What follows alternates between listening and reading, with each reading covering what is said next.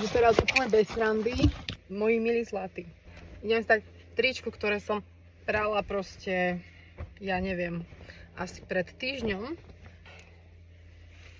Vôbec mi už nevonia. Neviem, čo som použila za vývaž, že ich mám veľa. Necítim nič, no také ako keby bez ničoho, hej. Je čisté, ale nič. Dala som tú deku, až dám si na dnu ešte nejaký úterak čistý, nie?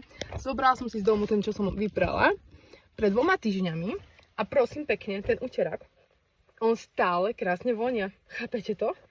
Akože brutálne vonia, ale že brutálne. Ja som ho vyprala v tej novej Aviváži, ktorú som skúšala od Zevy. To sú talianske parfúmy na pranie. Ľudia moji, ono to vonia, ako keď som to oprala. Brutál. A teraz neviem, ktorá to bola farba. Vyskúšala som zatiaľ žltú, potom to bola krásna, fialová to bola krásna, slabomodrá a ešte ktorú som použila, rúžovú, no. A teraz neviem, ktorá to z nich je, ale nádherne to vonia. Ten úterak je, ako keby som ho vyprala dnes. Sa teším, keď si ho dám pod seba. Jaj. No, takže mám nachystané.